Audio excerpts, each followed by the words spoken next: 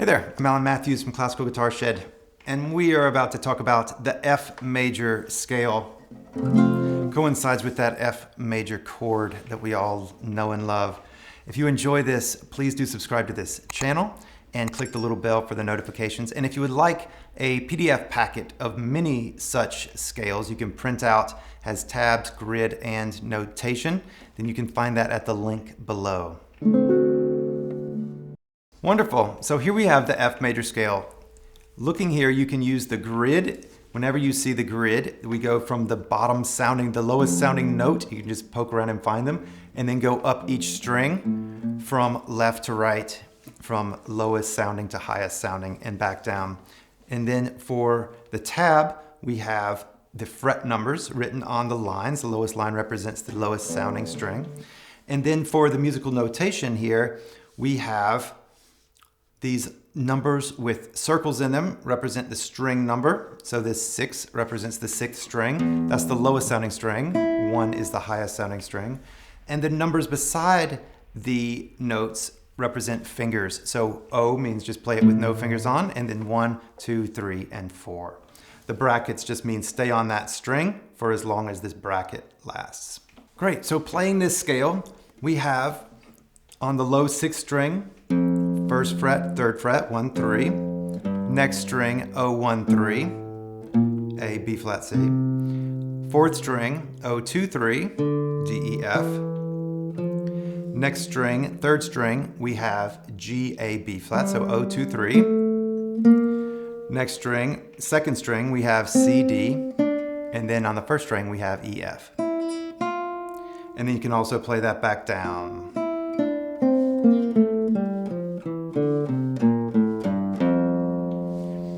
And this is the F major scale. A couple tips for your left hand while you're playing this. Whenever you're first learning a new scale shape, don't worry about the right hand at all. Play with your thumb, play with a finger, it doesn't matter. Don't give any mental bandwidth to your right hand. Simply focus on your left hand. You can even play it without any right hand at all. And then if you would like to know more about right hand scale technique, you can find that at the links in the link below. So here we have a nice scale shape, and this means that we play with a nice C shape in our hand, thumb behind the fingers. We don't want the thumb to go past this index finger here, because when it does, the fingers can't stretch apart very well. And so we want to be like we're palming something here. So thumb behind the fingers, and the thumb, we play with the pad on the back of the neck, not like this. So the tip joint of the thumb is not curved. Keep it nice and flat like this on the back of the guitar.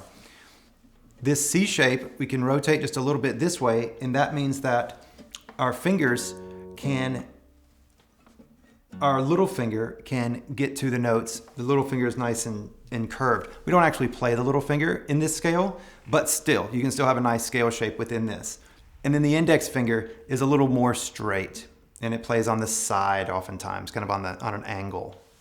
So then, playing through here, we want to avoid touching this part of the hand or this part of the hand to the guitar. So we don't want to glue this here. We don't want to press this here. So instead, we keep just the thumb and the fingertips touch the guitar. So that way, we have a really nice, ergonomic, good for the hands, good for the body, low impact way of playing. Now, as soon as you can, play scales in a nice, steady rhythm. That's one of the things that we do on scales, is to play in a nice steady rhythm. You can use a metronome if you will, and if you're going really slow, you can do 2 clicks per note. So click, click, click, click, click, click, instead of just 1. If it's very slow, it can be easier to put that middle click in there. And if you don't have your metronome skills up to snuff yet, then you can click the link below and find a full tutorial on how to use a metronome, how to practice with a metronome down there. So keep it nice and steady.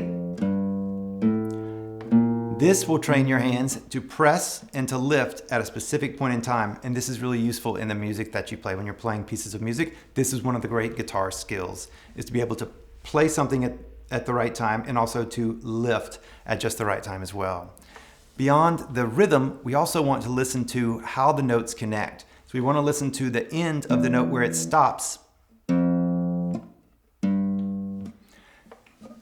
and keep that nice and even as well. Ideally, once you put in your right hand with some good technique and everything, or even if you're just using your thumb, we connect them really smooth so that there's very little gap between each note.